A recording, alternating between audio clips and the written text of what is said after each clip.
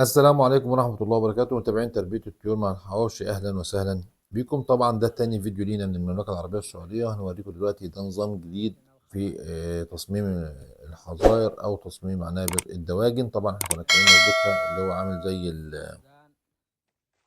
الصوب أو بيقولوا عليه البيوت المحمية. طبعا قدامكم ده البير اللي احنا شفناه دلوقتي، ده البير اللي بيبقى فيه المية بتاعة الخلايا، وفيه غاطس بيسحب المية من تحت. وده بيكون افضل شويه عشان خاطر نحاول نخلي الميه تفضل رطبه لفتره طويله، لان احنا عارفين ان درجات الحراره في السعوديه بتبقى عاليه. ده عندنا خزان الميه وخزان ديزل يعني. ده عشان خاطر الديزل بتاع الكهرباء، خزان للميه وخزان لده موجود، لان احنا عارفين الميه هناك بتيجي زي في بيقول عليها زي بتشتريها يعني في عربيه، يبقى عندك خزان ساعات كبير تخزن فيه وبترفع بمواتير او الكلام ده كله. وهنوريكم العنبر بقى من جوه وتصميمه من جوه، ما شاء الله جميل وزي الفل يعني، زي ما هنوري حضراتكم. لكن هي الفكره بتاعت الغاطس في حكايه الميه بتاعت الخلايا، لو معمول بير في الارض وبترفع بالغطس بيكون احسن. ده بيساعد انه يخفض درجات الحراره، لان احنا عارفين الحراره في السعوديه بتبقى عاليه شويه. بالاضافه بقى ان العنبر من جوه كمان السقف معمول اللي هو معمول صاج من جوه، لازما يكون في عزل جيد جدا، عزل حراري جيد جدا، بيعملوا عزل حراري. طبعا المباني دي كلها مبنيه ببلوكه اللي هي ال 25، فدي بذله فيها فل موجود في النص، بيبقى دي برضه عزل حراري. العنبر قدامكم بسم الله ما شاء الله زي ما انتم شايفينه من جوه اهوت.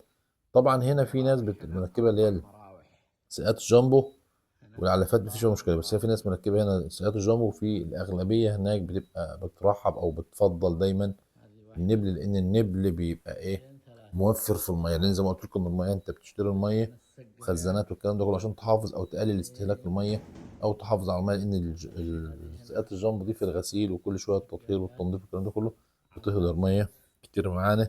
زي ما انتم عارفين قلنا لكم بقى العزل هناك مهم جدا جدا جدا، من اهم الحاجات في الانشاء هناك انك تكون عازل المزرعه بتاعتك عزل جيد جدا. طبعا في البيوت المحميه بتيجي من فوق زي ما انتم شفتوا في الفيديو اللي فات، السقف ده بيتغطى بمشمع، بعد كده بتحط العزل الحراري، بعد كده مشمع تاني عشان تحفظه.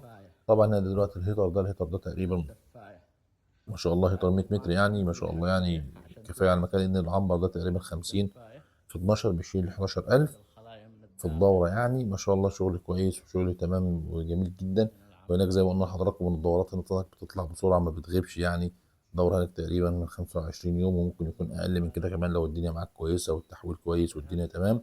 زي ما انتم شايفين المزرعة مزرعة يعني محاطة كلها بالشجر عشان ده برضه يقلل من الاحتباس الحراري. ولو عجبكم الفيديو اعملوا لايك وشير على الفيسبوك، وتابعونا على قناة تربية الطيور محمد على اليوتيوب.